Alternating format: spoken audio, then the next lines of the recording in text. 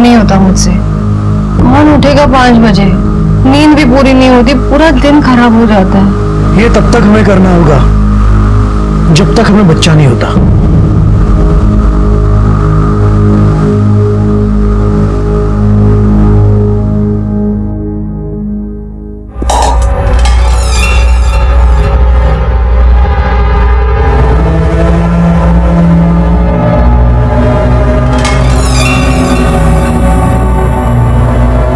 आई, मेरी पूजा हो गई।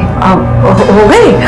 अब ये ले, गरम गरम चाय पी ले। अब मैंने अच्छी तरह से अदरक डाल के बनाई है, ले पी।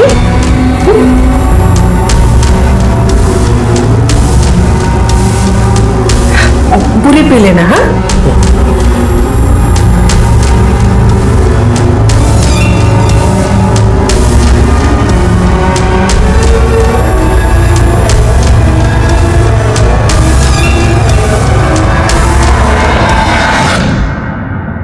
रीति, चलो जल्दी, कहाँ रह गई?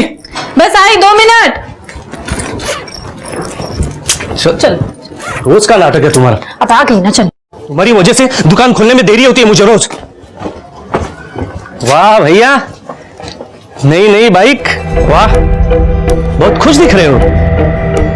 देखा, चकाचक बाइक, इस्त्री की हुई शर्ट, देखकर ही पता चलता है कोई कामयाब आदमी जा रहा है, हमारी तरह नहीं है। ये मुझे भीख में नहीं मिला, खून पसीने की कमाई है, मेहनत से कमाई है मैंने। इस घर में तुम अकेले ही हो ना जो मेहनत करता है, बाकी सब तो मुफ्त की रोटियां तोड़ते हैं। जबान संभाल के बात कर, नहीं तो क्या? चल हाँ? सुबह सुबह अपनी छोटी भाई पे क्यों चिल्ला रहे हो? वो भी घर से बाहर, और कितनी बेइज्जती करवाना चाहते हो? जाओ।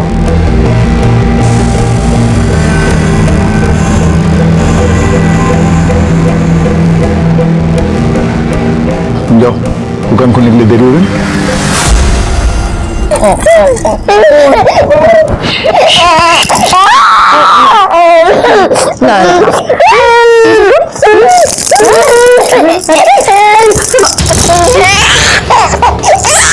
मैंने आपसे 1000 बार बोला कि मेरे बच्चे से दूर रहो, समझ नहीं आता क्या आपको? नहीं, मैंने देखा कि वो रो रहा था, इसलिए मैंने बस। रो रहा था तो रोने देते। मैं नहीं चाहती कि आपकी परछाई मेरे बच्चे पे पड़े, और आज के बाद मेरे बच्चे को हाथ मत लगाना। बस बस बस। काय गए? सुबह जो मैंने चाय दी थी वो पी तूने? हाँ, झूठ मत बोल। उसमें जो मैंने अदरक डाली थी वो मुझे किचन के सिंक में दिखी। क्यों नहीं पी चाय तूने? क्योंकि मैं जानती हूँ कि आप मेरी चाय में और भी कुछ मिलाती हैं। हाँ तो मैं वो चाय नहीं पीना चाहती। उस दवाई से मुझे बुखार आता है। उस बुखार में सुबह जल्दी उठकर मुझे पाठ पूजा करनी पड़ती है। मुझसे समझ लड़ाई की? एक बात कान खोलकर अच्छी तरह से सुन ले मेरी। अगर इस घर में तुझे रहना है तो मेरी हर बात माननी पड़ेगी, समझे? किस मनोज घड़ी पे मेरे बेटी की नजर तुझ पे पड़ी और उसके सर पे तेरे साथ शादी करने का भूत सवार हुआ। मनोज कहीं की।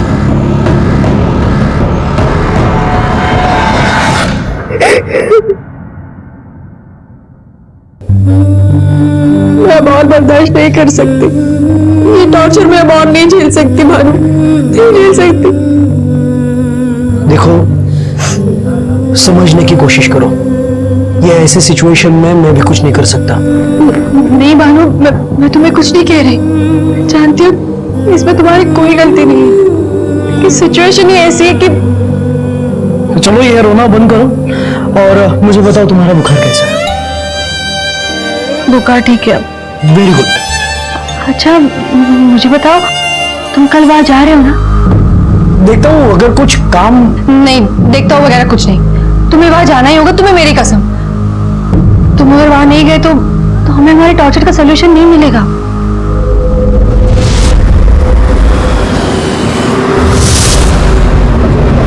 मुंबई के गोरेगांव में रहने वाले कुलकर्णी परिवार में, जिसमें बेटों की, बहुओं की, सास बहुओं की, पिता और बेटों की आपस में किसी की नहीं बनती थी। चारों तरफ मनमुटाव था। क्या ये सिर्फ मनमुटाव था या उससे बढ़कर कुछ और था? क्या समस्या थी भानु और राशि की और उसने इसका क्या हल ढूंढ निकाला था?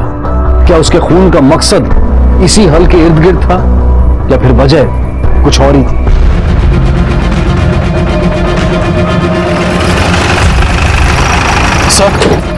सर ये देखिए, यहाँ पर स्किड मार्क्स हैं। सर इससे तो ऐसा ही लगता है कि ये एक्सीडेंट का केस है। आइए सर।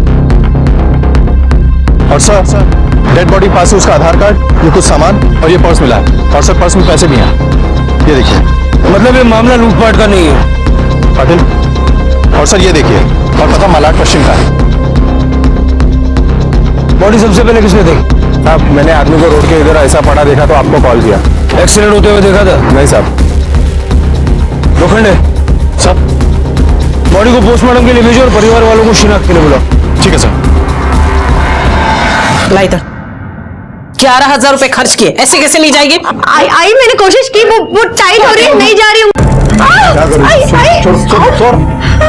क्या है ये कंकड़ पत्थर? इस अंगूठी में इतना पैसा डालने की क्या जरूरत है? हाँ, क्या बोलता है तुम? आप जानते हैं ना ये बांझ है, बच्चा पैदा नहीं कर सकती, इसलिए मुझे सारे उपाय करने पड़ते हैं, पता है ना आपको? तुम भी ये हेलो, क्या? देखिए मैं आप लोगों की हालत समझता हूं, लेकिन इस केस से जुड़े कुछ सवाल है जो मुझे आपसे पूछने होंगे। भानु कब और कहां के लिए निकले थे? भानु रोज सुबह की तरफ काम पर चले गए थे। कहां काम करते थे वो? कांदिवली में बीएमसी में क्लर्क थे वो। कांदिवली में? अगर वो कांदिवली में काम करते थे तो फिर नवी मुंबई के हाईवे पे कैसे पहुंचे? किसी खास काम से जा रहे थे क्या? हाँ सर, वो उसके ऑफिस का दोस्त है संतोष, उसके घर पे आज पूजा थी, लेकिन वो तो ऑफिस छूटने के बाद जाने वाला था पूजा में।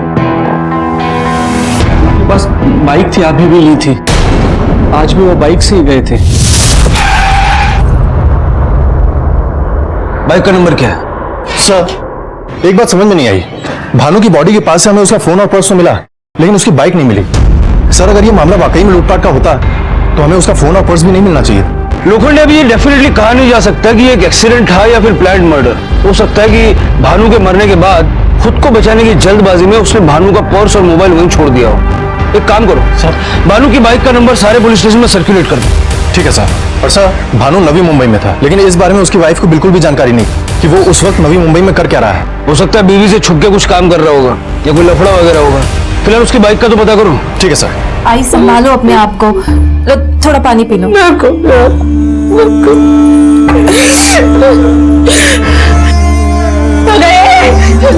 कर तो नाटक। मगरमच्छ कैसों किसी दिखा रही है रे? सब कुछ तो तेरी वजह से हुआ है। जब से हमारे घर में आई हमारा बुरा वक्त शुरू हुआ। भानु पति थे मेरे, मैं प्यार करती थी उनसे, उनका बुरा कभी नहीं सोच सकती, और आज उनकी मौत पे आप मुझे ही बातें सुना रही है। तुम मेरे बेटे को फंसाया, उसे बेवकूफ बना के उसके साथ शादी की, हमारे घर को बर्बाद किया। अब मुझे यहाँ के दिखाएगी तो हरीश माँ को लेकर अंदर आई चलो चलो अंदर चलो। माँ चलो आई चलो।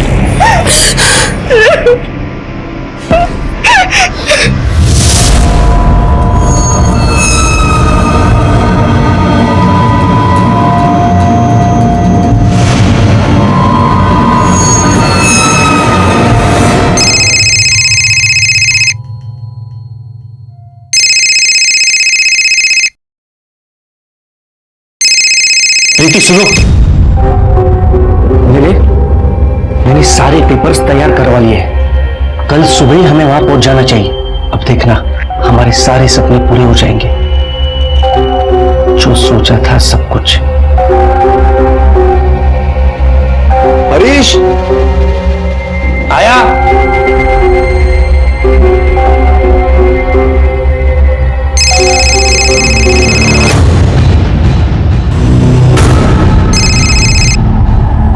क्यों मुझे बार बार फोन कर रहे हो? मैंने कहा ना कि मैं नहीं आ सकती, पॉसिबल नहीं है। हाँ अच्छा, मैं तुमसे बाद में बात करती हूँ, ठीक है? बाद में।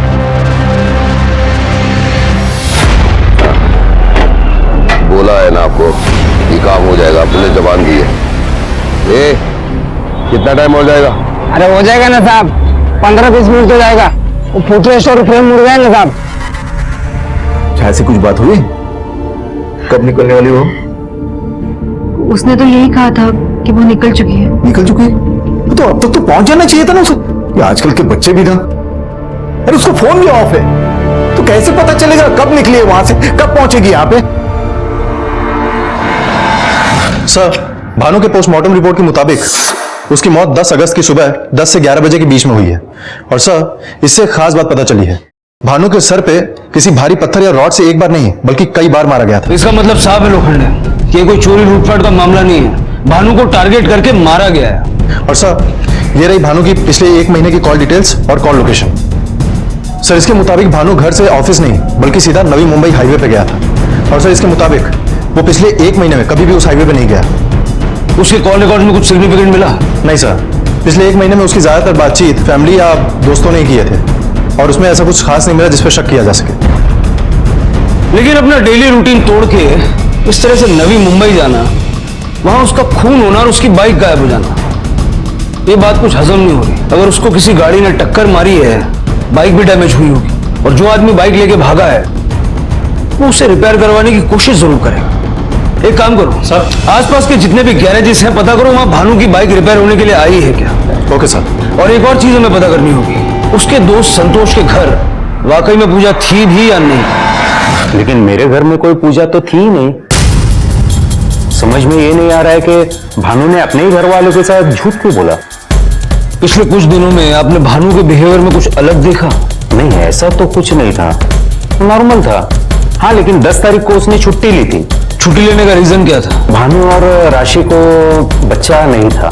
आई थिंक राशि को कुछ प्रॉब्लम था, इसलिए अक्सर वो डॉक्टर के पास ले जाता था ट्रीटमेंट के लिए। और ये पहली बार नहीं हुआ है कि उसने छुट्टी ली है। हरीश, छाया का फोन बंद है, मुझे चिंता हो रही कहीं उसके साथ कुछ। ऐसा करते हैं, हम पुलिस स्टेशन जाते हैं, कंप्लेंट करते हैं। हाँ, चलते हैं। पहले ये तो देख लीजिए। ये क्या है? पेपर से इन पे साइन कीजिए, फिर चलते हैं।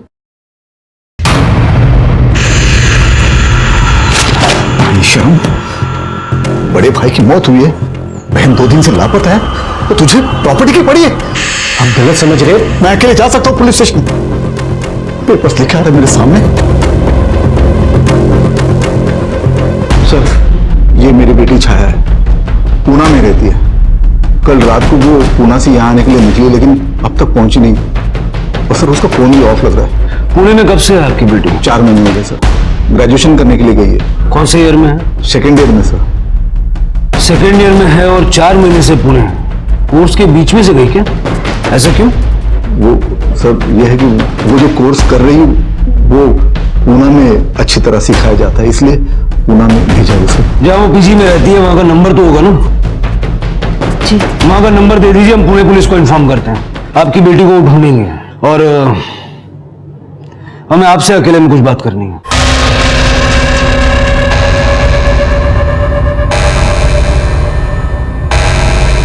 हमें पता चला है कि आपको क्लिनिक लेकर के जाने के लिए भानु अक्सर ऑफिस से छुट्टी लेता था। सर, वो मैं कंसीव नहीं कर पा रही थी, इसीलिए मेरी ट्रीटमेंट चल रही थी। भानु मुझे डॉक्टर के पास लेकर जाता था। 10 तारीख को भी भानु ने अपने दोस्त से यही कहा था कि वो आपको क्लिनिक ले जाने वाला है। तो क्या आप लोग डॉक्टर के पास गए थे? नहीं सर, 10 तारीख को तो कोई अपॉइंटमेंट नहीं थी। एक तरफ अपनी दिनचर्या के विपरीत भानु मुंबई पुणे हाईवे पर गया था। पुणे में उसकी बहन छाया रहती थी। पुलिस ने इस बात का अंदाजा लगाया कि शायद वो अपनी बहन के पास गया होगा, लेकिन वहीं दूसरी तरफ उसकी बहन छाया खुद उसी रास्ते पर मुंबई आते हुए गायब हो गई थी। क्या ये सब कुछ किसी साजिश के तहत हुआ था? क्या भानु का कत्ल और छाया की गुमशुदगी एक ही साजिश का हिस्सा थे? क्या वाकई में इनके तार आपस में जुड़े हुए थे? एक तरफ जहां पुलिस पुणे में तहकीकात कर रही थी, वहीं दूसरी तरफ वाशी में पुलिस सभी बाइक रिपेयर्स की शॉप में भानु की बाइक तलाश रही थी, इस उम्मीद में कि शायद कोई सुराग हाथ लग जाए।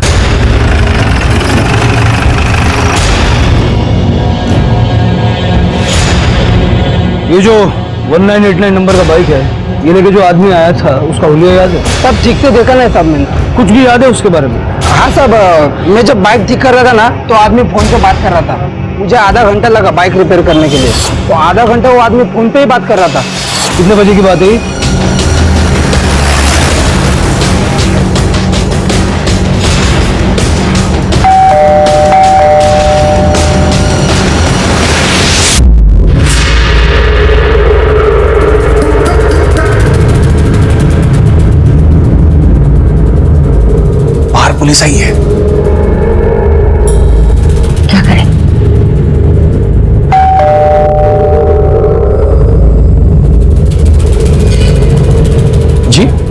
ये मुंबई से सब इंस्पेक्टर लोखंडे है। इस केस के सिलसिले में आपसे कुछ पूछताछ करना चाहते हैं सर। जी कहिए। आपके यहाँ एक छाया नाम की लड़की आई थी पीजी में, कहाँ है वो? वो तो 15 दिन से नहीं आ रही और 4 महीने पहले यहाँ से कहीं चली गई। चली गई? लेकिन उसके घर वालों को तो ये बात पता ही नहीं कि वो यहाँ से चली गई।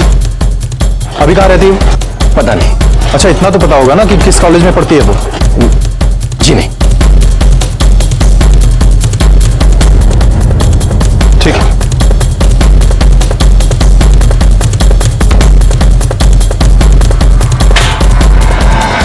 लोखंडे, छाया की पूरी डिटेल्स निकालो, उसके कॉलेज में पता करो, उसके कॉल रिकॉर्ड और मोबाइल लोकेशन भी निकालो और साइबर सेल से कांटेक्ट करो। पता करो कि 2 बजे गैरेज के आसपास ऐसे कितने नंबर एक्टिव थे जिनका कॉल ड्यूरेशन आधा घंटा या उसके आसपास का है। लेकिन सर वो एरिया तो काफी भीड़ भाड़ वाला है सर, ऐसे तो उस नंबर तक पहुंचने में काफी टाइम लग जाएगा। लोखंडे, इस वक्त हमारे पास कोई दूसरा रास्ता नहीं है, इन नंबर्स की लिस्ट निकलवाओ।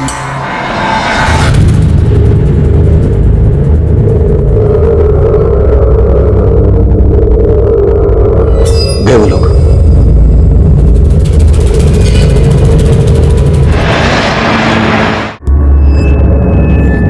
पेपर से साइन किए हुए। एक्चुअली बाबा आज नहीं आ सके, उनकी तबीयत ठीक नहीं। हार्ट अटैक आया ना उन्हें, तो हॉस्पिटल में एडमिट किया है। ठीक है मैं देख लूं। छाया तो 4 महीने से क्लास में आई नहीं। उसका भाई भानु आया था, कह रहा था कि उसे वापस मुंबई लेकर जा रहा है। क्योंकि उसकी तबीयत ठीक नहीं थी इसलिए उसे कॉलेज छोड़ना पड़ा। ये उसकी बेस्ट फ्रेंड है ट्विंकल। सर मैं और छाया एक ही बेंच पे बैठते थे, पर हमारी ऐसी कोई दोस्ती नहीं थी। मुश्किल से 15-20 दिन ही क्लास अटेंड की थी उसने। छाया ने कभी तुमसे कोई बात शेयर नहीं की अपनी फैमिली के बारे में या किसी खास के बारे में? फैमिली के बारे में तो नहीं, पर हाँ मनीष के बारे में बता दो।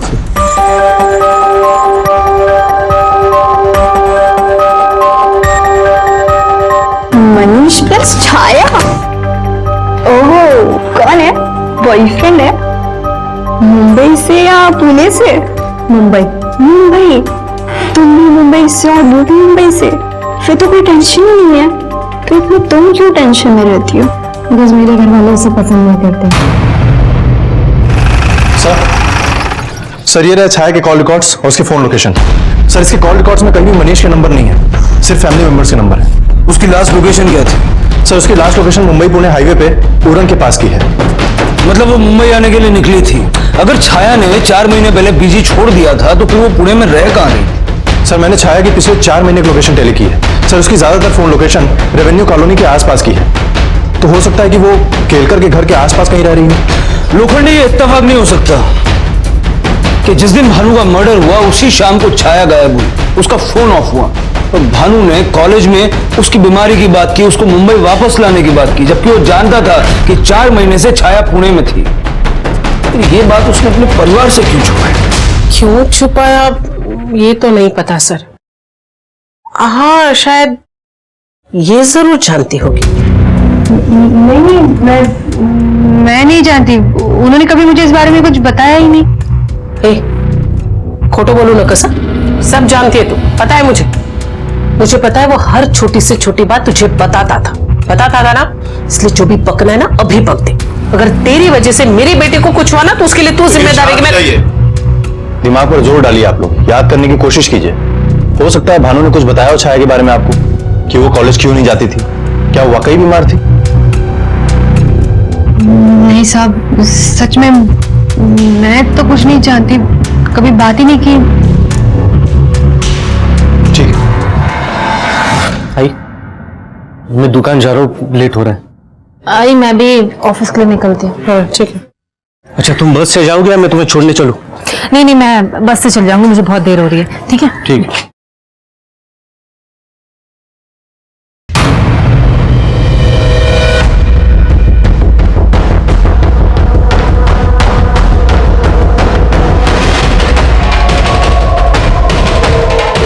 अच्छा, मुझे स्कूटर से ही छोड़ दो ना। 1 मिनट, पहले तो देरी नहीं हो रही थी, अभी क्या हुआ अचानक? मैंने सोचा कि मैं बस स्टॉप जाऊंगी, बस का इंतजार करूंगी और देर हो जाएगी। इससे बेटर है कि तुम मुझे स्कूटर पे ही छोड़ दो।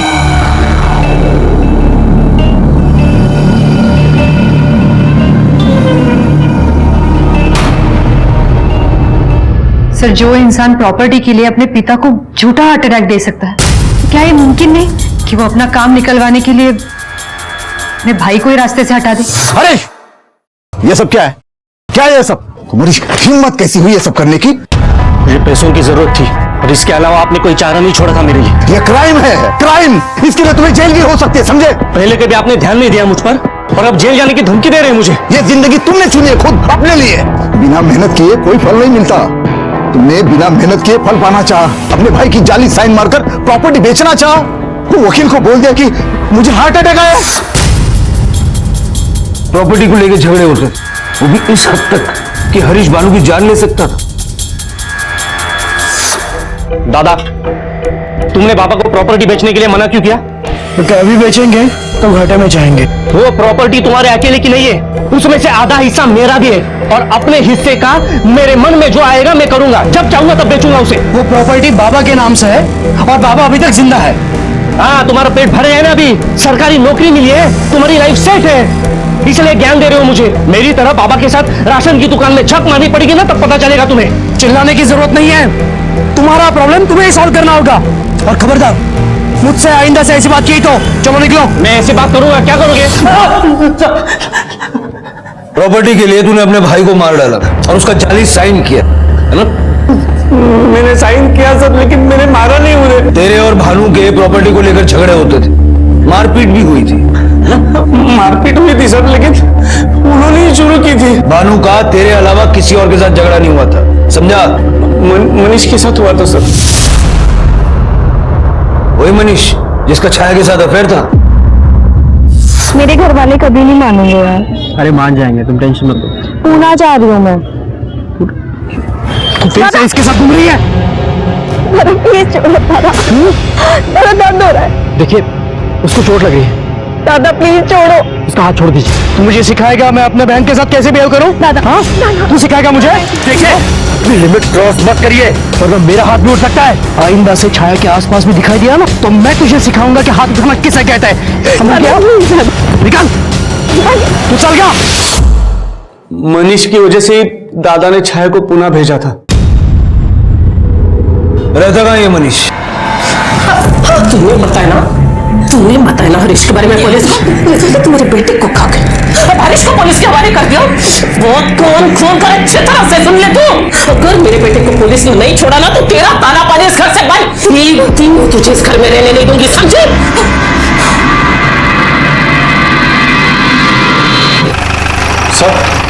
सर, मैं मनीष के घर गया था, वहां पर वो तो नहीं मिला, लेकिन उसकी मां मिली थी। सर, उसकी मां का कहना है कि वो 4 महीने पहले ही नासिक शिफ्ट हो गया था और तब से उसका छाया से कोई लेना देना नहीं। और सर, वो पिछले 4 महीने में कभी मुंबई आया भी नहीं।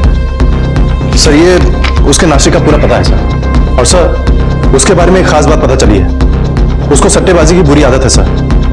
4 महीने पहले मनीष ने मुंबई छोड़ दिया और 4 महीने पहले ही छाया ने कॉलेज और पीजी दोनों छोड़ दिया। कहीं 4 महीने से पहले की कहानी का आपस में कोई कनेक्शन तो नहीं है? और सर, इस केस में एक बात और कॉमन है सर। छाया की फोन की लास्ट लोकेशन 10 तारीख की शाम को 4 बजे मुंबई पुणे हाईवे की थी। लोखंडे 10 तारीख को सुबह 10 से 11 के बीच मुंबई से पुणे की तरफ जाते हुए भानु की मूवमेंट थी और उसी दिन शाम को 4 बजे पुणे से मुंबई की तरफ आते हुए छाया की मूवमेंट थी। दोनों केसेस का आपस में कुछ ना कुछ कनेक्शन तो है और मुझे लगता है कि ये कनेक्शन नासिक में है। नासिक जाने की तैयारी करो।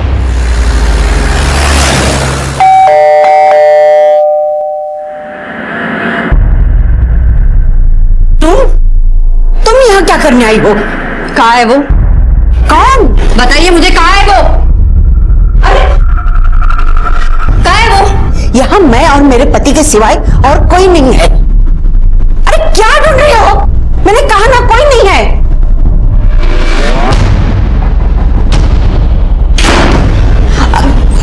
अरे कहाँ जा रही हो तुम? देखो, इस तरह किसी के घर में घुसते नहीं आप है। पीछे हटिए, मैं आज उसे ढूंढ कर रहूंगी। अरे रुक जा, बताइए मुझे, कहाँ है वो?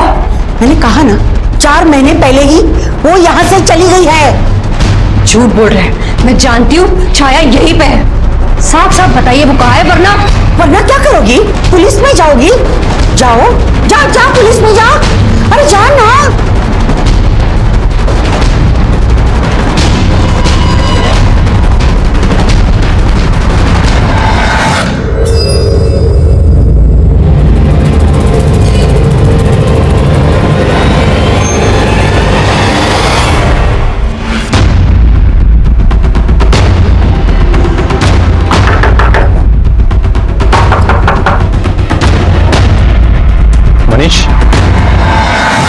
सर मैं नहीं जानता छाया कहाँ है। भानु की वजह से मैं और छाया अलग हुए।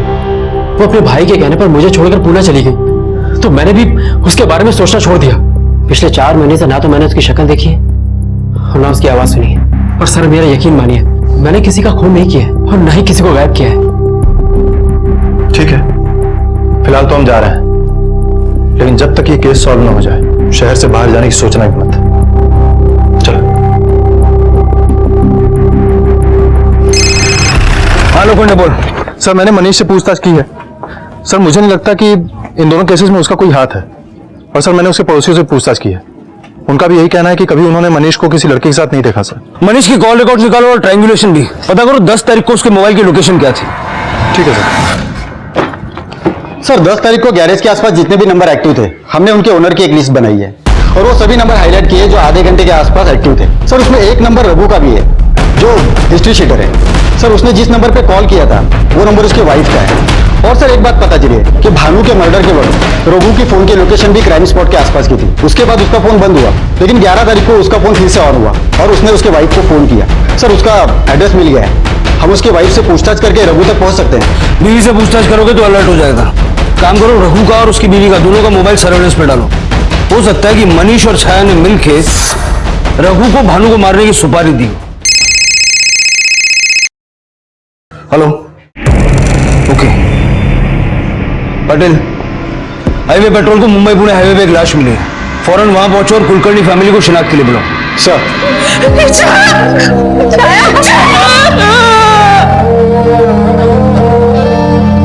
साइबर सेल से कांटेक्ट करो, उनसे कहो कि जैसे ही छाया का फोन ऑन होता है हमें इन्फॉर्म करें। सर भानु के कत्ल के बाद छाया की गुमशुदगी भी अब कत्ल के केस में तब्दील हो गई थी। कहीं ऐसा तो नहीं था कि ये दोनों कत्ल किसी एक ही मकसद का नतीजा थे, या फिर सच्चाई कुछ और ही थी? राशि क्यों लगातार छाया के बारे में अनजान होने का झूठ बोल रही थी? क्या हरीश वाकई जायदाद के लिए भाई को मार सकता था, या फिर भानु और छाया का कत्ल मनीष की बदले की आग का नतीजा था? चलो बेटा जल्दी से खाना खा लो। हाँ जल्दी से खाना खा लो और जल्दी से सो जाओ। हाँ वरना सुबह तुम स्कूल जाते टाइम रोते हो ना। फोन का आवाज किधर से आ रहा है?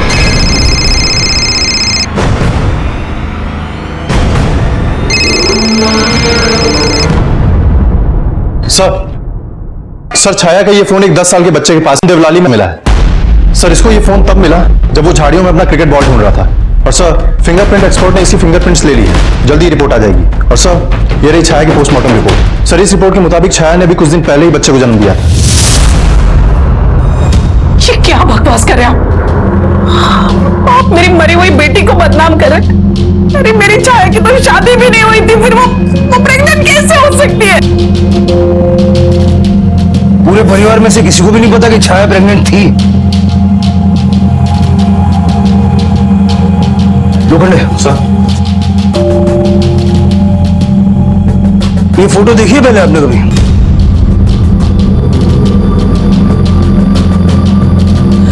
ये छाया का मोबाइल है और ये फोटो उसने अपने मोबाइल से आपको भेजी थी।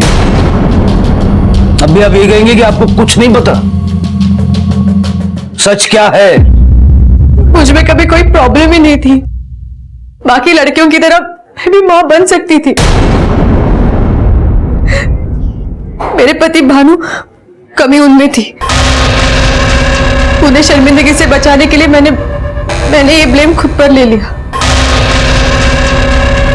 फिर कुछ महीनों बाद छाया ने मुझे बताया कि वो प्रेग्नेंट थी। अगर अबॉर्शन होगा भी तो भी मैं नहीं करवाऊंगी। मैं अपने ही बच्चे को कैसे मार दूं वही नहीं। और अगर मैंने इस बच्चे को रखा तो घर वाले मुझे मार देंगे। मुझे तो कुछ समझ में नहीं आ रहा मैं क्या करूं। देखो तुम जैसा चाहोगी ना बिल्कुल वैसा ही होगा। तुम टेंशन मत लो, कोई ना कोई रास्ता निकाल लेंगे। छाया मुझे बच्चा चाहिए था सर, और इसीलिए मुझे एक उपाय सूझा। ये कभी नहीं हो सकता और मैं होने नहीं दूंगा। मेरी बहन उस लपंगे मनीष के बच्चे को जन्म नहीं देगी। भानु प्लीज, कोई सुन लेगा तो सुनने दो। देखो एक बार मेरी बात ठंडे दिमाग से सुन लो। देखो हम छाया को पूना भेज देंगे। वहां मेरे पड़ोसी थे ना मिस्टर और मिसेस केलकर, उनके पास।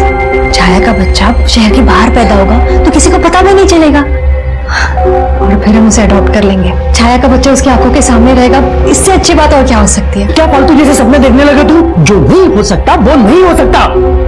ठीक है, तो मैं सबको सच्चाई बता देती हूँ। क्या बताओगी तुम? कि हमारा बच्चा क्यों नहीं हो सकता। इस रोज रोज के टॉर्चर से तो बच जाऊंगी मैं। कहीं ऐसा तो नहीं कि आप इस टॉर्चर से तंग आ चुकी थी और भानु ने भी आपका साथ नहीं दिया और इसी गुस्से में आके आपने भानु को मरवा दिया? नहीं नहीं नहीं सर, मैं अपने पति से बहुत प्यार करती थी। ऐसा कुछ करना तो छोड़ो, मैं ऐसे सपने में भी नहीं सोच सकती थी। मुझे तो ऐसा लगता है कि सबके पीछे केरकर फैमिली का हाथ है। छाया उनके यहाँ पीजी के तौर पे रहती थी, मैं वहाँ हर रोज फोन करती थी। एक दिन उन्होंने बताया कि छाया वहाँ रहती नहीं, वहां से कहीं और चली गई है। सर, उसे पीजी से निकालने का कोई प्लानिंग नहीं था, उसे कॉलेज से निकलवाना पड़ा था क्योंकि उसका पेट दिखने लगा था और उसे आराम की जरूरत थी।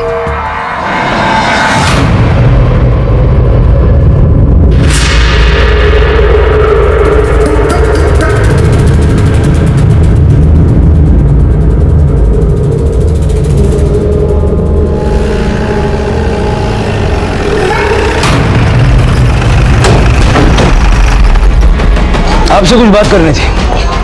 अभी मैं थोड़ा बिजी हूँ, बाद में बात करते हैं। 1 मिनट मिस्टर केरकर।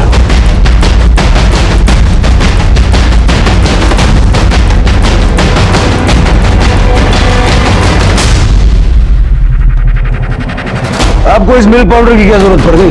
डॉक्टर ने बोला कि मेरी उम्र होने की वजह से नॉर्मल दूध मेरे लिए डाइजेस्ट होना बहुत मुश्किल है, इसीलिए उसकी जगह पे ये ले रहा हूं मैं। आप लोग जानते थे कि छाया प्रेग्नेंट थी?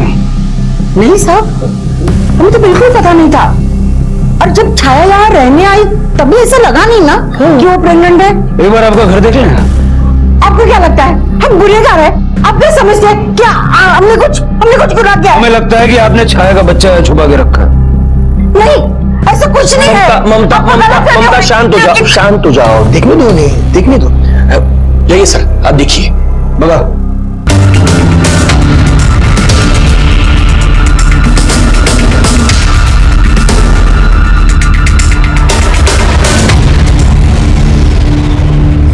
सर, यहाँ तो कुछ नहीं मिला। कोई ना कोई तो हमें गुमराह करने की कोशिश कर रहा है, या तो राशि झूठ बोल रही है या फिर ये Kerkar family. Excuse me sir. Hello, ठीक है हम आते हैं। सर, रघु की वाइफ के फोन पर नाला सुपारा की पीसीओएस कॉल आया है।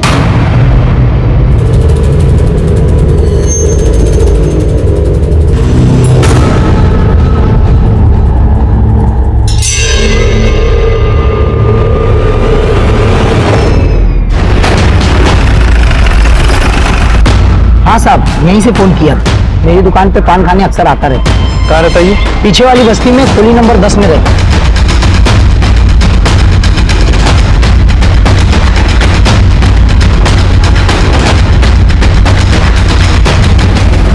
क्यों मारा रे? सर, अपन क्या करता साहब, ये अपन का धंधा है और साहब धंधा तो करना पड़ेगा ना। अपन की उससे कोई पर्सनली दुश्मनी तो थी नहीं साहब।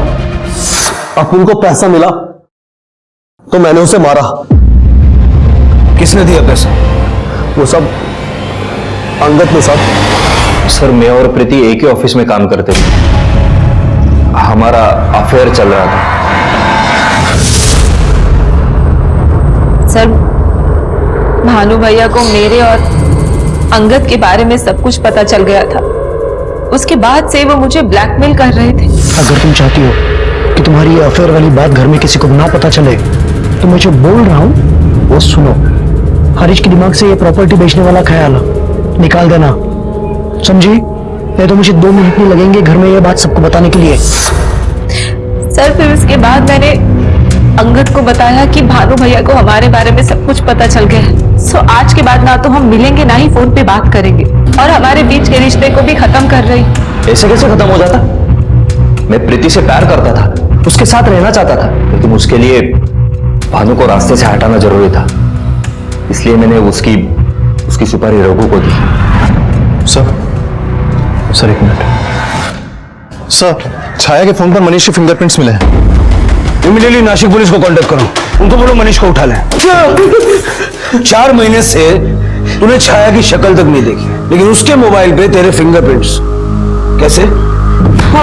चल बोल, क्यों मारा छाया को? हाँ?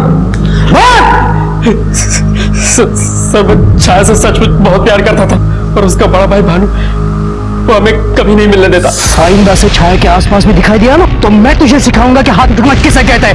वो तो हमारा बच्चा होते ही उसे ले जाने वाला था, पर पता नहीं फिर उसे लगा कि बच्चे को माँ की जरूरत है, इसलिए उसने 1 महीने के लिए बच्चे को छाया के पास छोड़ दिया। उस दिन जब राशि का फोन आया कि भानु की डेथ हो गई, उस दिन मैं छाया के साथ ही था। चुप हो जा बेटा, संभाल अपने आप को और मेरी बात मान, बच्चे को हमारे पास छोड़ के जा, हम उसका ख्याल रखेंगे। क्यों? हाँ। मुझे नहीं लगता राशि अब उसे अपने पास रखेगी। उसे लेने ही आ रही थी तब एक्सीडेंट हो गया और भानु की डेथ हो गई। मेरी बात मान, तेरे आने तक हम उसका ख्याल रखेंगे। मैं इसे छोड़ के कहीं नहीं जाऊंगी। मैं अपने घर वालों को सब कुछ सच सच बता दूंगी। मेरा बेटा है, मैं इसे लेकर जाऊंगी और मैं अभी मुंबई जाऊंगी। अरे सर, केलकर फैमिली चाहती थी कि बच्चा उन्हीं के पास रहे, इसलिए उन्होंने मुझे एक डील ऑफर की। अगर ये बच्चा तुम हमें दे दो तो ये सारे पैसे तुम्हारे हो सकते हैं। अरे मैं तो दे दूं, पर वो नहीं मानेगी। हम तुम्हें इतना पैसा इसलिए दे रहे हैं कि तुम कोई प्लान बनाओ। क्या, कैसे, ये तुम सोचो। सर मैं सट्टा खेलता था, जिस वजह से मुझ पर बहुत सारा कर्जा हो गया था। सर मैंने सोचा कि मुझे इससे अच्छा मौका नहीं मिलेगा अपना सारा कर्जा चुकाने के लिए, इसलिए मैं छाया को लेकर मुंबई की ओर निकला। फिर मैंने रास्ते में गाड़ी रोक दी।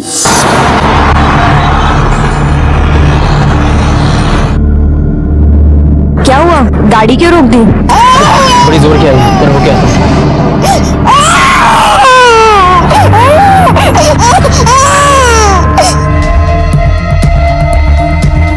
बचाओ! बचाओ! मुझे बचाओ प्लीज! बचाओ! जिस पैसे के लिए तूने छाया की जान ली और अपने ही बच्चे को अनाथ कर दिया, वो पैसा तेरे किसी काम नहीं आएगा। क्यों पता है? क्योंकि तू जिंदगी भर जेल में सड़ेगा। चल बोल, बच्चा कहाँ है? सर बच्चा अभी भी केलकर फैमिली के पास है।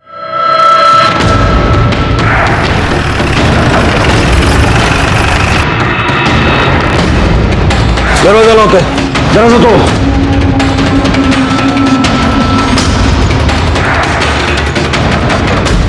पूरा घर अच्छे से देखो। अच्छा।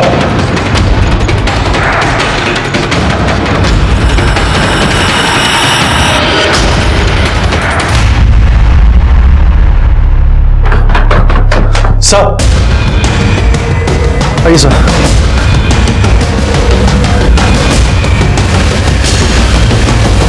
पुलिस की तमाम कोशिशों के बावजूद वो अब तक छाया के बच्चे और केलकर फैमिली तक नहीं पहुंच पाए हैं। उनकी तलाश अब भी जारी है। रघु को भानु के कत्ल के लिए, अंगद को भानु के कत्ल की साजिश के लिए और मनीष को छाया के कत्ल के लिए गिरफ्तार किया गया और ये तीनों इस वक्त न्यायिक हिरासत में हैं। क्राइम पेट्रोल के माध्यम से हमारी उन सभी लोगों से गुजारिश है जिनके अपने बच्चे नहीं हो पाते कि वो समाज के झूठे दबाव में आकर गलत तरीका ना अपनाएं, बल्कि उन मासूम बेसहारा अनाथ बच्चों की तरफ अपना हाथ बढ़ाएं जिन्हें प्यार और घर परिवार की तलाश है, जिनकी आंखों में इंतजार है किसी ऐसे का जो उन्हें अपनापन दे सके। देखते हैं हमारे आज के एपिसोड की दूसरी कहानी।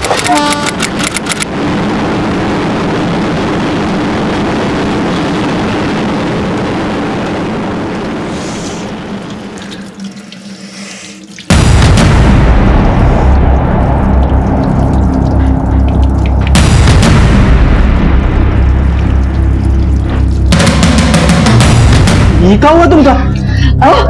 नहीं नहीं, अरे कुछ नहीं, वो थोड़ा सा चोट कैसे लगी? चल इधर। अरे अनिल, अनिल बैठो। अनिल हमारी बात सुनो। अनिल, अनिल कुछ नहीं हुआ हमें, तुम्हें परेशान होने की जरूरत ना है। कौन मारा तुमको? अनिल परेशान होने की जरूरत नहीं है तुमको। कुछ लोग यहाँ भी पहुंच गए ना। 2 मिनट शांत हो जाओ। अनिल रुको, शांत हो जाओ तुम। अरे भैया कहा भैया? तुम्हारी भाजी को चोट लगी, खून बह रहा है और तुमको कोई परवाह नहीं है। अनिल, एक मिनट, हम सब्जी काट रहे थे तो थोड़ी सी चोट लग गई, इतनी सी बात है और तुम इस बात का बवाल बना रहे हो। सब्जी काट रहे थे? हाँ।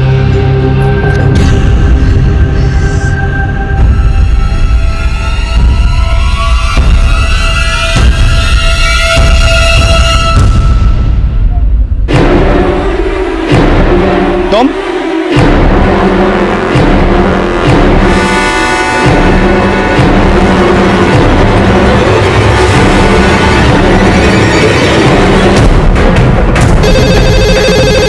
कंट्रोल रूम, सब हमारी जान को खतरा है साहब। सब हमें मार देगा साहब।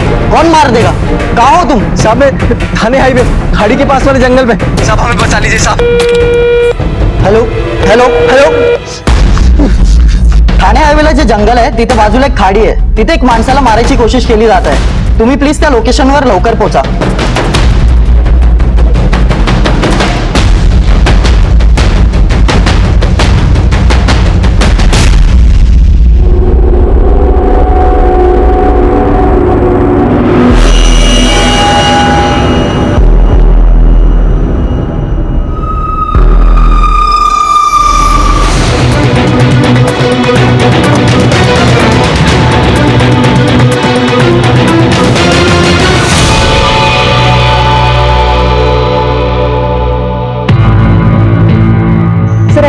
कंट्रोल रूम से फोन आया था कि किसी आदमी पे यहाँ जानलेवा हमला हुआ। सब हमारी जान को खतरा है साहब। सब हमें मार देगा साहब। जब मैं यहाँ पहुंची तो वो गाड़ी वहाँ खड़ी थी और ये पूरा सामान यहाँ बिखरा पड़ा था। बॉडी बुरी तरीके से जल चुकी है। मैंने इन दोनों की मदद से वो आग बुझा दी। कपड़ा हटा दीजिए सर। अगर इसका पूरा सामान बिखरा पड़ा था मतलब इसने मरने से पहले काफी स्ट्रगल किया हो सकता है। सर इसका ड्राइविंग लाइसेंस, नाम अनिल मिश्रा। अनिल मिश्रा, गणेश नगर, खोड़बंद। गाड़ी चेक की, किसके नाम पर? किसी बलजीत शाह के नाम पर गाड़ी रजिस्टर्ड, पता कमल सोसाइटी का है। हो सकता है कि कातिल इस गाड़ी से आया होगा और इसे मार कर गया होगा। सवाल ये होता है कि अगर कातिल इस गाड़ी से आया है तो गाड़ी छोड़ कर क्यों जाएगा? केस लूटपाट का भी तो हो सकता है। नहीं, लूटपाट का नहीं। लूटपाट होगी इतना सामान यहाँ छोड़ कर क्यों जाता? सर उसने मदद के लिए कंट्रोल रूम पे फोन किया था। इसमें इसे पता था कि इसकी जान को खतरा है और कोई तो इसके पीछे पड़ा है। तो उसी ने इसे मार दी। हो सकता है। एक काम करो, बॉडी पोस्टमार्टम के लिए भेज दो। तो इस अनिल मिश्रा के घर वालों को इन्फॉर्म करो। पोस्टमार्टम रिपोर्ट के बाद ही पता चलेगा कि इसकी मौत कैसे हुई। और ये गाड़ी यहाँ क्या कर रही थी, इसका जवाब तो ये बलजीत शाह ही देगा। पापा आप भी ना सबका ख्याल रखते हो, अपना कौन रखेगा? ना बेटा, मेरा बच्चा। बलजीत शाह। जी हाँ, मैं ही हूँ, कहिए। बलजीत जी, कल रात को हमें एक आदमी की लाश मिली। उसके लाश के पास एक गाड़ी मिली जो आपके नाम पे रजिस्टर है। क्या आप किसी अनिल मिश्रा को जानते हैं? ड्राइवर था जी सादा, पर मेरी गाड़ी वहाँ मैंने नहीं पता जी किस तरह पहुंची। सर बहुत ही अजीब आदमी था, इतनी रैश ड्राइविंग करता था ना वो।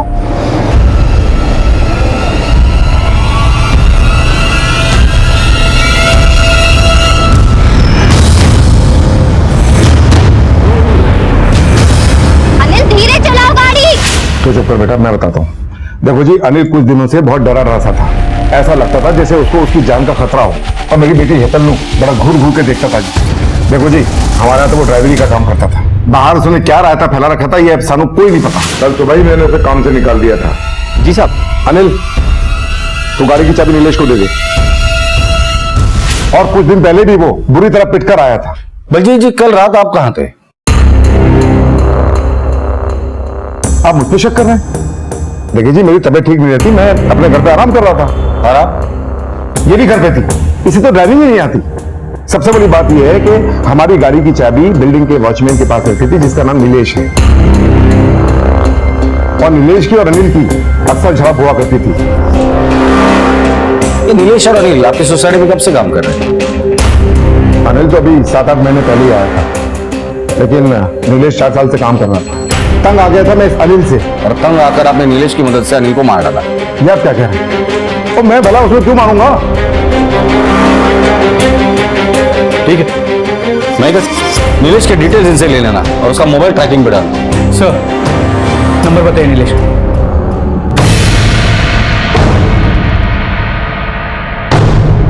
मोजी मोजी मोजी मोजी ये कुछ चीजें हैं जो हमें लाश के पास से मिली।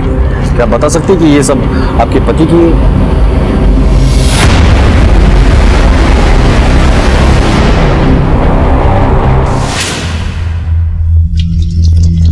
ये क्या हुआ तुमका? अरे अनिल, अनिल, अनिल हमारी बात सुनो। तुम्हें परेशान होने की जरूरत ना है। कौन मारा तुमको?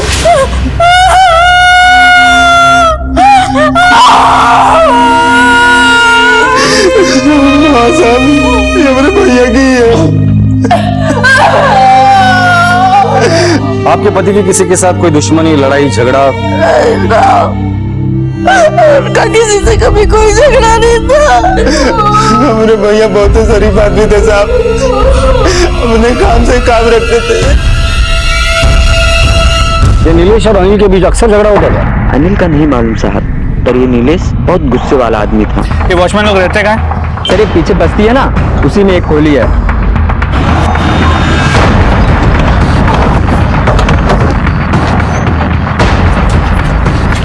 सर क्या वाला है?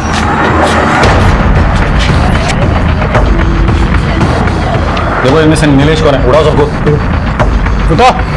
उठ। क्या हुआ साहब? नीलेश कौन है? सर नीलेश तो कल से ड्यूटी से घर पे नहीं आया। अरे मतलब उसे कोई बुरी आदत है? हाँ साहब, कभी कभार दारू पीता है। अनिल के बारे में क्या जानते हो? सर अनिल के बारे में मुझे ज्यादा कुछ नहीं पता। अनिल का और नीलेश का एक बार झगड़ा हुआ था। नीलेश के गाँव का पता है तुम्हारे पास? हाँ साहब, यूपी के प्रतापगढ़ के फुलिया गांव का रहने वाला है। पुलिस को मिली लाश और आसपास मिले सबूतों से यह साफ हो गया था कि ये लाश अनिल की थी।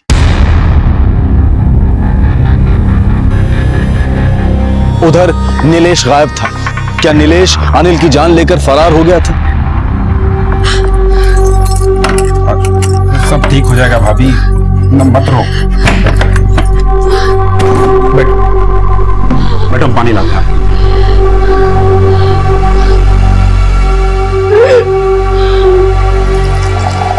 ये लो भौजी, पानी पियो।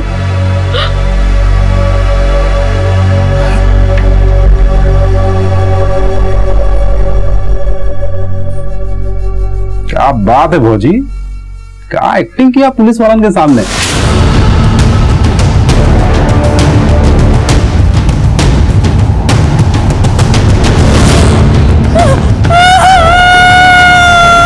अरे 2 मिनट खाटी तो हम चकपका गए थे एकदम, मान गए आपको।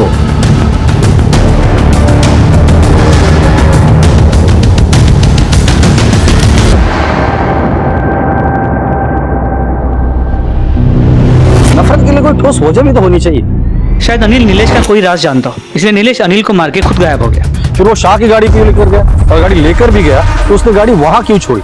कि ऐसा तो नहीं कि एक तीर से 2 निशाने लगा रहा है वो। कीर्ति, तुम नीलेश की कॉल रिकॉर्ड्स निकालो, उसके लोकेशन की पता करो। तब तक हम लोग अनिल के घर वालों से मिलकर आते। हाँ जी ठीक है, रखती हूँ। अरे बहू, किसको फोन लगा रही हो? कुछ नहीं बाबूजी। कोनो परेशानी है का? बाबूजी वो हमारे मायके से फोन आया था। हमारे बाबूजी की तबीयत बहुत ज्यादा खराब है, हमें बुला रहे हैं। तब तो तुम्हें जाना ही पड़ेगा। बाबूजी हम जल्दी लौट आएंगे।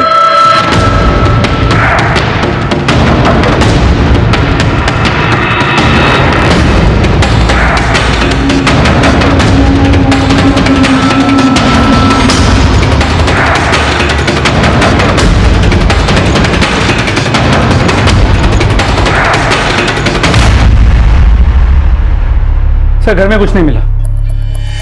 अनिल की किसी के साथ कोई दुश्मनी थी या उसको कोई परेशानी थी? हाँ साहब, वो कुछ दिन से बहुत परेशान थे, लेकिन अपनी परेशानी के बारे में वो किसी को बोले नहीं। अभी कुछ दिन पहले ही वो घायल होके आए थे साहब।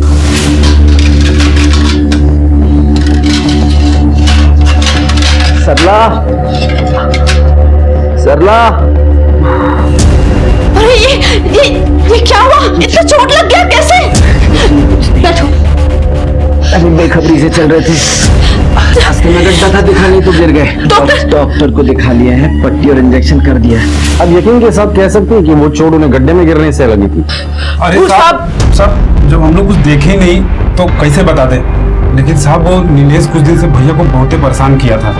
तो नीलेश और अनिल एक दूसरे को पहले से जानते थे? नहीं साहब, वो इसी नौकरी पे मिले थे। अनिल मुंबई कब आया था? साहब यही कोई 7 साल पहले। ठीक है।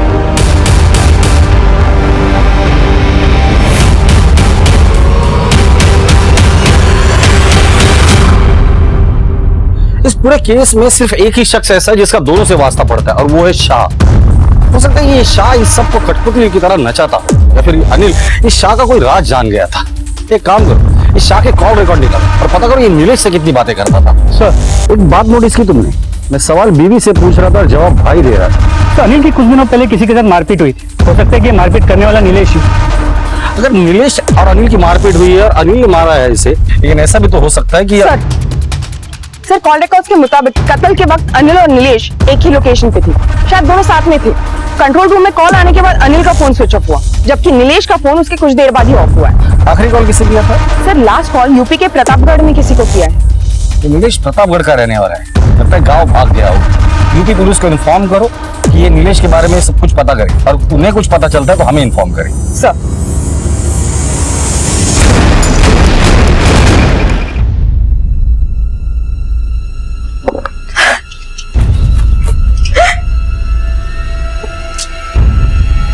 अरे क्या हुआ फौजी, काहे इतना रो रही है?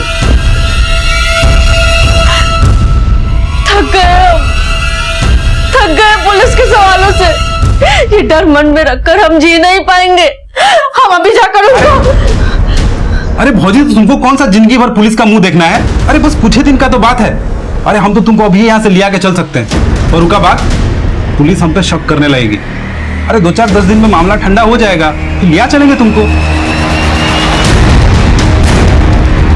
ठीक है, आप लोग नीलेश के घर पे नजर रखिए, और अगर वो घर पे आता है तो उसे उठा लीजिए और हमें इन्फॉर्म कर दीजिए। जी सर, नीलेश घर पे नहीं मिला। आस पड़ोस में पूछताछ जारी है, और उसके बैकग्राउंड चेक में कोई उसका क्रिमिनल रिकॉर्ड भी नहीं मिला। महेकर, तो नीलेश अपनी बीवी को कांटेक्ट करने की जरूर कोशिश करेगा।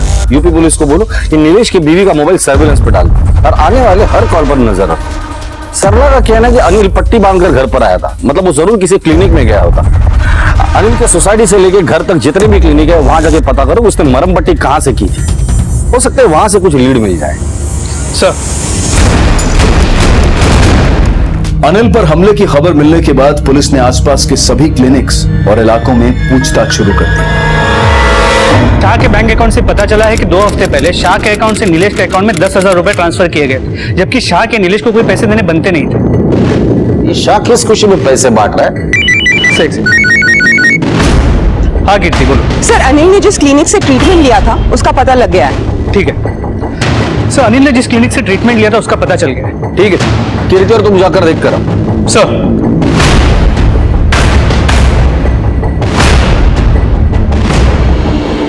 सर आगे एक चौराहे पे अनिल को बहुत गंदी तरह से मारा था। आपने पुलिस को इन्फॉर्म क्यों नहीं किया? सर एक्चुअली कंप्लेंट तो उसने करनी चाहिए ना जिस पे हमला हुआ। मैंने उसको बहुत समझाया पर वो बिना बोले निकल गया। तो उसे लाया कौन था, आप जानते हो उसे? सर 4 रास्ते पे एक मेडिकल वाला है जो मुझे जानता है, वही लेकर आया।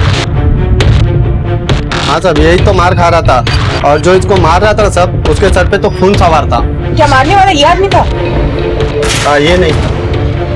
ये मारपीट हुई घर? ये आगे सर रोड पे। तो अगर नीलेश ने नहीं मारा तो और कौन हो सकता है?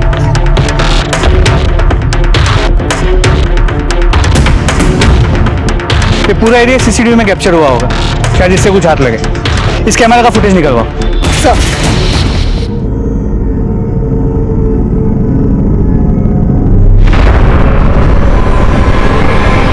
जुर्म अपनी कहानी खुद कहता है, लेकिन यहां जुर्म इस सफाई से किया गया था कि पुलिस के लिए भी चुनौती बन गया था, और जिस नीलेश पर इल्जाम था वो अब भी लापता था। सरला और टिंकू के बीच में आखिर क्या चल रहा था? टिंकू किस बात से खुश था और सरला किस बात से उदास थी? थक गए, ये डर मन में रखकर हम जी नहीं पाएंगे। पुलिस हर एक से पूछताछ कर रही थी। आप मुझे जबरदस्ती कबूल करवाना चाहते हैं क्योंकि आपको कातिल नहीं मिल रहा इसलिए? देखिए, मैं पहले ही बता चुका हूं, मैं वहां नहीं था, मेरी तबीयत ठीक नहीं थी, इसलिए मैं घर पर आराम कर रहा था। यह सच है कि आप घर पर ही थे, लेकिन यह भी सच है कि अनिल को मारने के लिए आपने नीलेश को 10,000 रुपए देते और आपकी गाड़ी भी। गाड़ी मैंने उसे पार्क करने के लिए दी थी।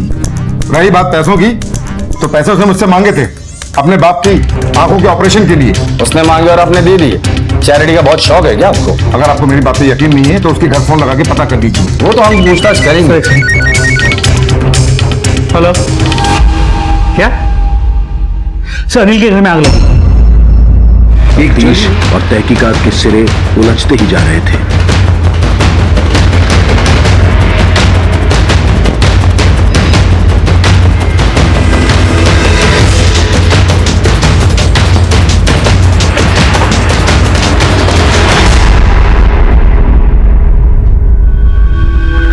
आसपास देखो कुछ मिलता है क्या? बॉडी को सबसे पहले किसने देखा था? मैंने देखा साहब, तब कल रात में चीनी लेने आई थी। देखा तो सरला एकदम सदमे में थी साहब। सरला, थोड़ी सी चीनी देना। किचन में पड़ी है, खुद ले लो। तुम्हें कैसे पता चला ये जल चुकी है? मेरे बच्चे का बर्थडे था, साफ सफाई करके जब मैं तो यहाँ ऊपर क्या कर रही थी? अनिल के जाने के बाद सरला बहुत सदमे में रहा करती थी। यहाँ ऊपर आके घंटों रोया करती थी साहब। इसका एक देवर भी है, टिंकू, वो कहाँ है? पता नहीं साहब। फॉरेंसिक को बुला और बॉडी पोस्टमार्टम के लिए भेज दो। अरे भौजी, सरला भौजी, अरे कैसे हुआ? अरे कैसे हुआ? अरे भौजी! टिंकू, ये सब जब रात को हुआ तू कहाँ था? साहब भैया के जाने के बाद भौजी को अकेले रखना ठीक नहीं लग रहा था। भौजी एकदम पगला गई थी साहब। जब सोचे कि जब भैया ही नहीं रहे यहाँ रह के क्या करेंगे, सोचे गांव लेके चले जाते। तत्काल टिकट कराने स्टेशन गए थे साहब। तुम्हारे भाई का मर्डर केस अभी तक सॉल्व नहीं हुआ और तुम गांव जाने की तैयारी कर रहे हो। दोबारा पूछे बगैर शहर छोड़ के जाने की हिम्मत भी मत करना। पहले अनिल को जलाकर मार दिया गया, अब अनिल की बीवी सरला जलकर मर गई। एक ड्राइवर की किसी से क्या दुश्मनी हो सकती है? एक और बात, जब भी आदमी जलता है तो दर्द के मारे चीखता है, चिल्लाता है, झड़पड़ाता है। इन दोनों केसेस में ना ही इनकी किसी ने चीख सुनी है, ना ही चिल्लाना सुना। हेलो, अच्छा ठीक है, हम आते हैं। सर, अनिल की जिस एरिया में मारपीट हुई थी उस एरिया की सीसीटीवी फुटेज मिल गई। तो सवाल यह है कि अनिल की इससे क्या दुश्मनी हो सकती है? इसका जवाब तो ये शंभू ही देगा। तलाश करो, इसे उठाकर लेकर आओ। सर,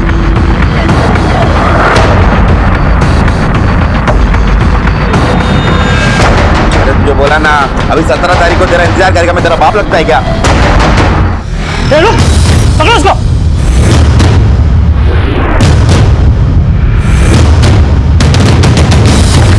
वहां से जाओ।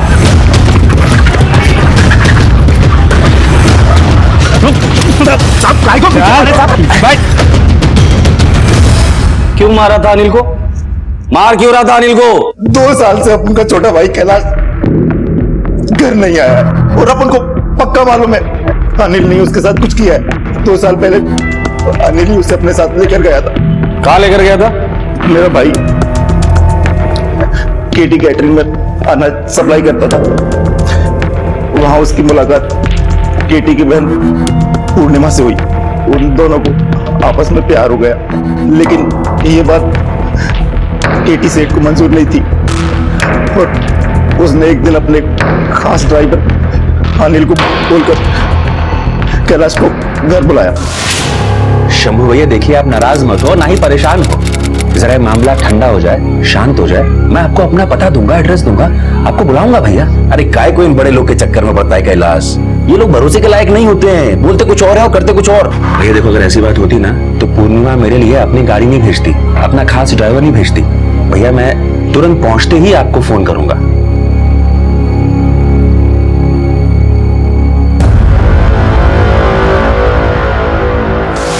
वो दिन से आज तक अपन का भाई घर नहीं आया है साहब। तो अपने भाई की मिसिंग कंप्लेंट तो तूने जरूर लिखाई होगी। कहाँ लिखाई मिसिंग कंप्लेंट? कौन से पुलिस स्टेशन में? साहब आप उनका रिकॉर्ड थोड़ा खराब है।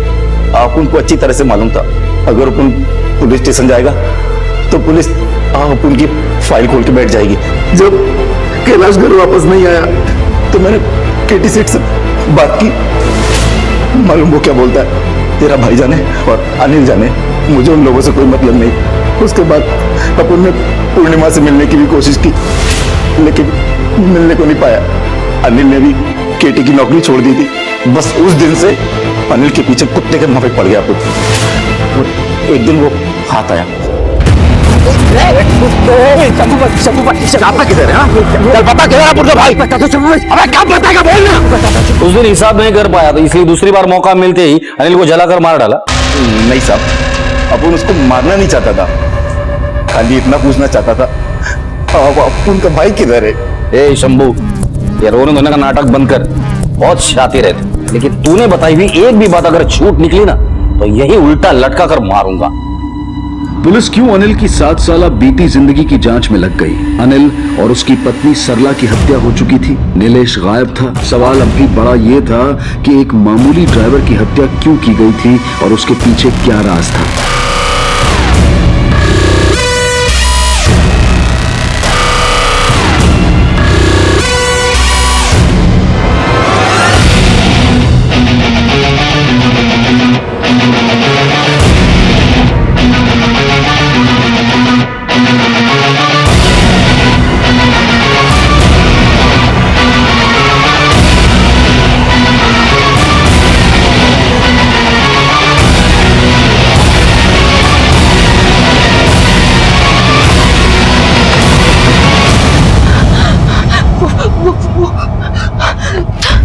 हेलो भाई साहब, दीदी का पर्स गिर गया था, उसे वापस करने आए। शायद वो डर गई थी। शुक्रिया।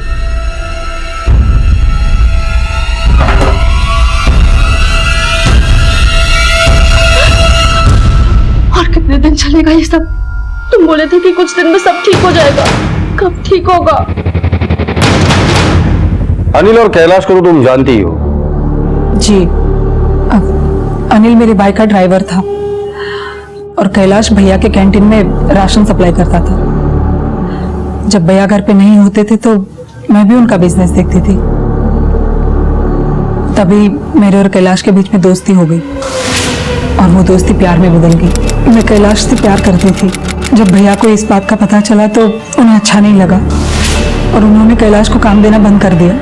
लेकिन इससे हमारे प्यार पे कोई फर्क नहीं पड़ा, बल्कि हमारा प्यार और बढ़ता गया। देखो ना कैलाश, भैया ने मेरी वजह से तुमसे माल लेना भी बंद कर दिया। अगर उन्हें पता चला कि हम ऐसे छुप छुप के मिल रहे तो पता नहीं वो क्या करेंगे। क्या करेंगे? मरवा देंगे मुझे। विश्वास करती हो ना मुझ पर? अच्छा, अब मेरी बात ध्यान से सुनो। बेलगाम में मेरी एक अच्छी पहचान है, वहां पर रहने का इंतजाम हो जाएगा। हम दोनों यहाँ से वहां शिफ्ट हो जाएंगे, एक नई जिंदगी की शुरुआत करेंगे। कैलाश को मेरी जिंदगी से दूर करने के लिए भैया ने मेरी शादी किसी और से तय कर दी और जब मैंने कैलाश को इस बारे में बताया तो हम दोनों ने भागने का प्लान बनाया और कैलाश ने फोन पे मुझे जहां मिलने के लिए बुलाया था, मैं वहां गई तो वो आया ही नहीं। क्यों नहीं आया? तुमने तो ड्राइवर अनिल को भेजा था ना कैलाश को लाने के लिए। अनिल को? नहीं, मैंने तो किसी को नहीं भेजा। मैं देर रात तक उसका इंतजार करती रही और जब वो नहीं आया तो मैं समझ गई कि उसने मुझे धोखा दिया है। और जब रात को घर लौटी तो भैया को सब सच बताने के अलावा मेरे पास और कोई चारा नहीं था। भैया, भैया मुझे माफ कर दीजिए प्लीज। देख मेरी बात, देर से ही सही, लेकिन तुझे अगर तू आई, देख तेरा भाई ऐसे घर में तेरी शादी करेगा, पूरा शहर याद रखेगा कि केटी के बहन की शादी हुई। उसके बाद भैया ने मेरी शादी करा दी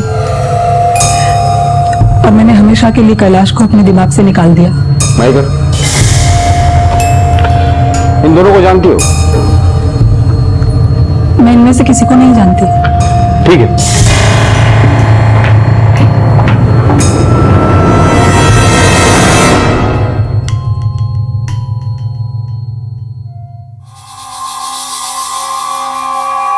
हो गया।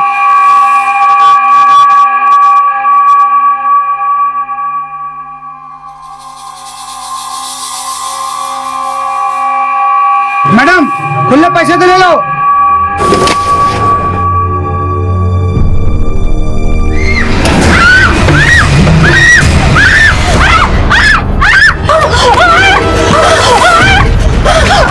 वो किससे मिल रही थी? अनिल, नीलेश और टिंकू कहां थे? तो क्या ये सारा खेल नीलेश और टिंकू खेल रहे थे? पुलिस के सामने सारे रास्ते बंद दिखाई दे रहे थे। देखिए मस्के साहब, आप लोग सिर्फ मेरा टाइम बर्बाद कर रहे हैं। मैं आपसे पहले भी कह चुका हूं, अनिल मेरा एक वफादार और एक ईमानदार ड्राइवर था।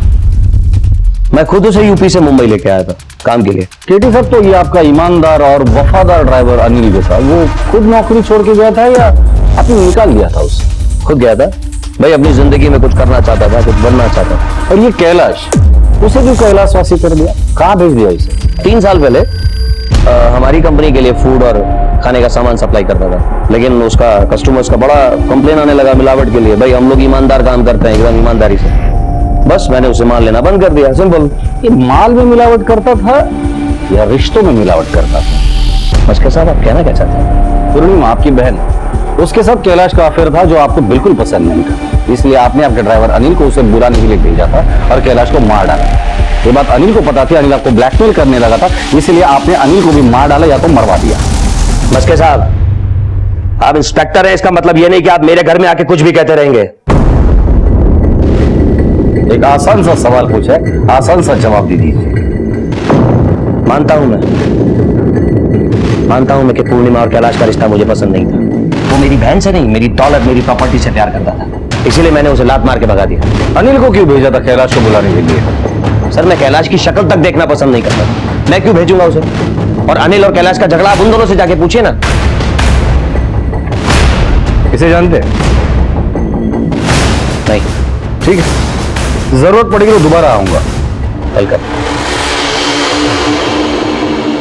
इस केस में हर कोई अपना दामन झटक रहा है। इस केस में हम घूम फिर कर वहीं आ रहे हैं। ना ही नीलेश का पता चल रहा है, ना ही अनिल के कत्ल में कोई हमें सुराग मिल रहा है। ये कातिल जो भी है बहुत ही शातिर है।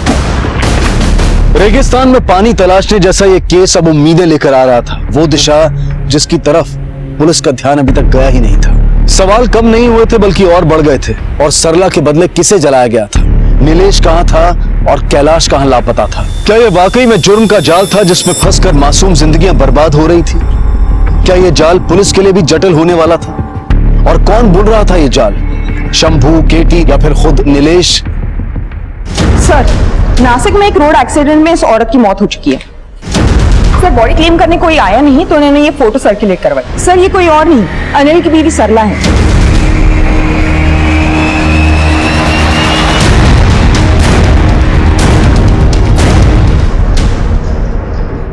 पोस्टमार्टम रिपोर्ट के हिसाब से मौत रात को 7 से 9 के बीच हुई है, जबकि कंट्रोल रूम में फोन रात 9:30 बजे गया था।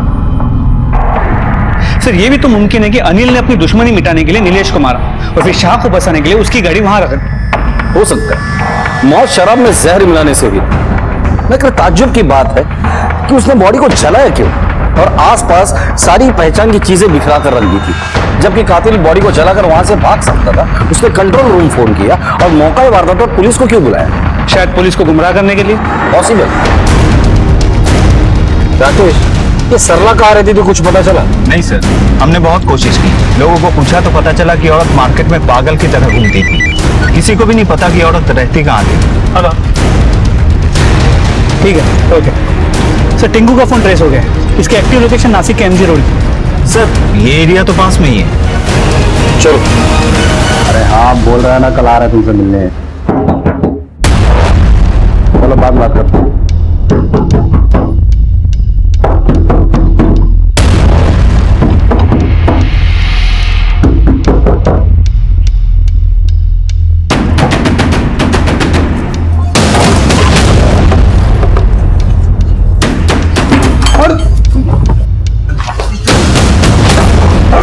टिंकू? सर, ये तो अनिल है। क्या?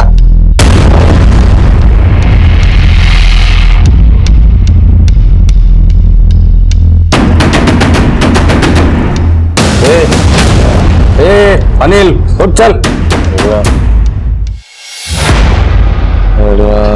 हाँ, मिला तो तुझे सरला से, उठा के लेके चलो इसे।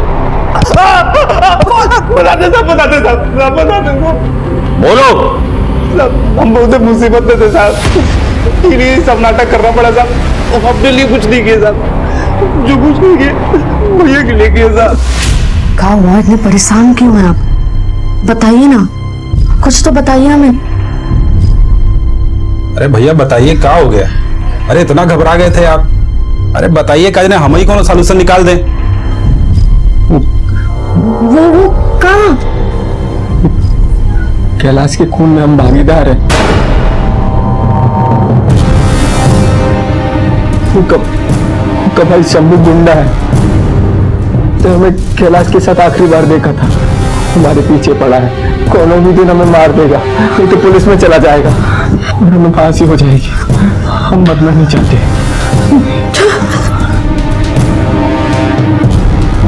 भैया एगो बात कहें, इससे पहले कि पुलिस आपको फांसी चढ़ा के मारे, आप खुदे मर जाइए। सब बता रहे, सब बता रहे। कैलाश के भाई शंभू से बचने के लिए हम ये नाटक किए थे साहब। कैलाश क्यों मारा था? पूर्णिमा को पाने के लिए? नहीं साहब, वो तुम्हारी मालकिन थी, उनके बारे में से सोचते तो भी पाप होता, पर कैलाश हमरे जैसा नहीं था साहब। गलती किया साहब।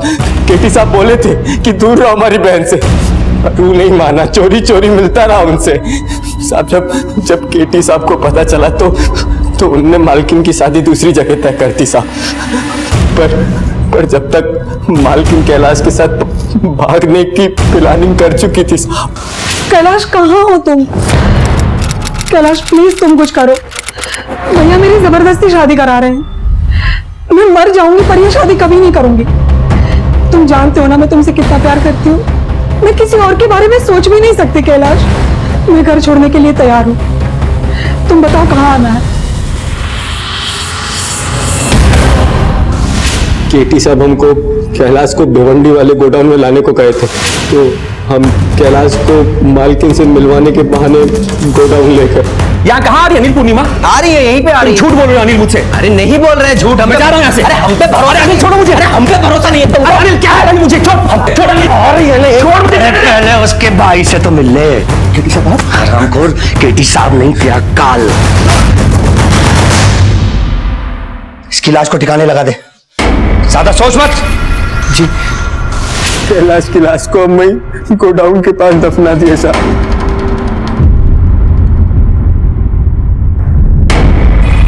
और ये सरला की मौत का नाटक क्यों किया? उसकी जगह पे किसको मारा? साहब सच में गांव जाने वाले थे, एक रात पहले नीलेश की बीबी को अपने पति के बारे में पूछताछ करते हुए देखे। अनिल भैया को बचाए खातिर जौन कुछ भी किए, सरला भौजी को उसको बाद में बहुत पछतावा होने लगा। सदमे में रहने लगी थी साहब। ऐसे में अगर बिंदु घर आ जाती तो पता नहीं क्या हो जाता। उनको सरला भौजी को भी निकालने का रास्ता मिल गया, इसलिए हम खुद बिंदु भौजी को घर ले आके उसको जहर देके मार दिए साहब।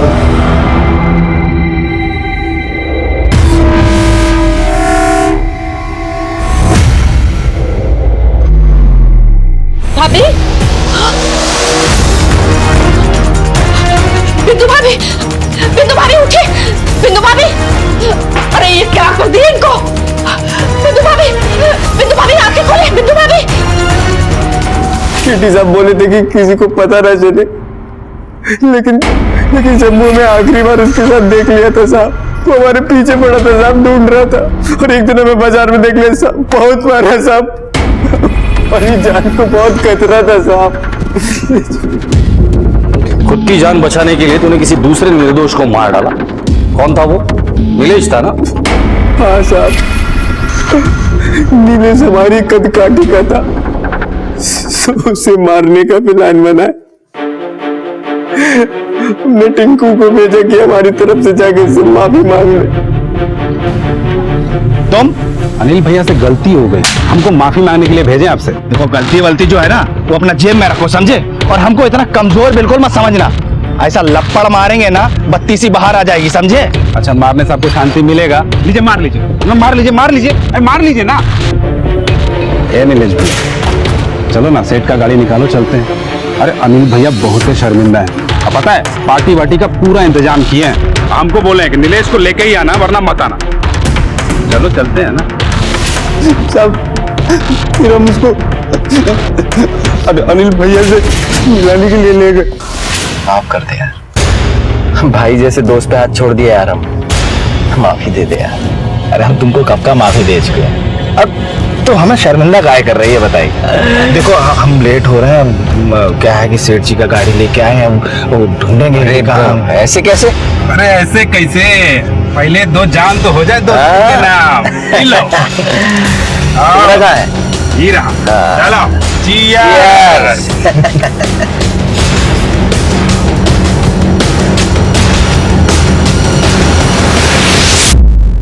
फिर हम और अनिल भैया उसको एक सुनसान जगह पे लेके गए। बस बस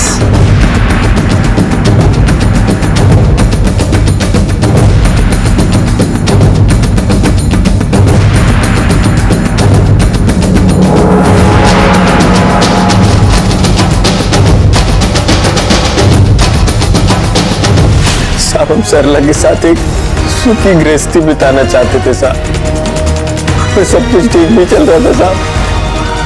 हम कहते हैं ना, भगवान यहाँ का यही दिखाता है, और ऐसे एक दिन आग सेक के भागी।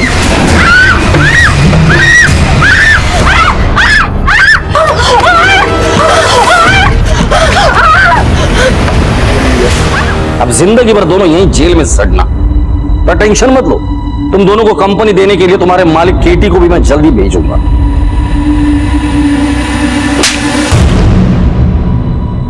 तो मिलावट पसंद नहीं है ना, हमें छूट पसंद नहीं, ले चलो इसे।